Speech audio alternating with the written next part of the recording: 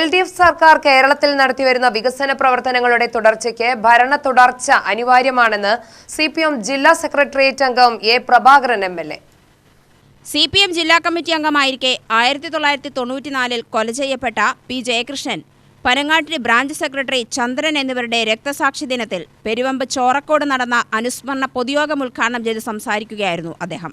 വയനാട് ദുരന്തമുണ്ടായപ്പോൾ ആ ദുരന്തവുമായി ബന്ധപ്പെട്ടുകൊണ്ട് സഹായിക്കണം കേരളത്തിലെന്ന് പറയാനുണ്ടായത് ആരറിയോ? തമിഴ്നാട്ടിലെ തൂത്തുക്കുടിയിൽ നിന്നും ജയിച്ച DMK നേതാവ് കനിമൊഴി അവിടെ പ്രത്യേക സമയം ചോദിച്ച് അത് വാങ്ങി ഈ വയനാട്ടിനെ സഹായിക്കണമെന്ന് പറയുമ്പോൾ 4,10,000 വോട്ടിൻ്റെ ഭൂരിപക്ഷത്തിൽ ജയിച്ച പ്രിയങ്ക ഗാന്ധിയും അവരുടെ സഹോദരൻ രാഹുൽ ഗാന്ധിയും ഒരു അക്ഷരം മിണ്ടിയില്ലല്ലോ. അപ്പം അതിൻ്റെ അർത്ഥം എന്താ? മലയാളികൾ പേട്ട് വലഞ്ഞ് ഒതുങ്ങട്ടെ എന്നുള്ളൊരു സമീപനമല്ലേ? ഇപ്പോൾ ആ തെരഞ്ഞെടുപ്പ് നടക്കാൻ പോവുകയാണ്. ഇപ്പോഴും ഗംഭീരമായിട്ടുള്ള പ്രസംഗമാണ് VD സതീശനെ പോലുള്ള ആൾക്കാർ എന്തെങ്കിലും ചെയ്യുന്നു. ഞാൻ ഒരു കാര്യം പറയട്ടെ, ഇപ്പോൾ 5,18,000 ആൾക്കാർക്ക് വീട് കൊടുത്തു കേരള ഗവൺമെൻറ്, പിണറായി സർക്കാർ.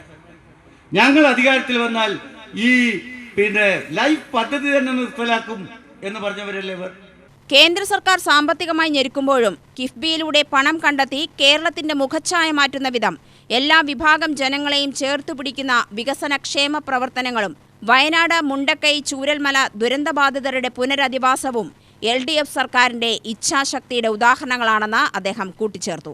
പുതുശ്ശേരി ഏരിയ സെക്രട്ടറി നിതിൻ കണിച്ചേരി, ജില്ലാ കമ്മിറ്റി അംഗങ്ങളായ S. Subhash Chandrabose, K. Binimol, area committee അംഗം C. കൃഷ്ണൻകുട്ടി എന്നിവർ സംസാരിച്ചു.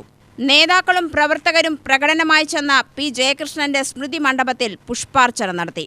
ഏരിയ കമ്മിറ്റി അംഗം S. പ്രദോഷ് അധ്യക്ഷത വഹിച്ചു. K. ഭവദാസ് സ്വാഗതവും G. രാജേഷ് നന്ദിയും പറഞ്ഞു. UTV news, Palakkad.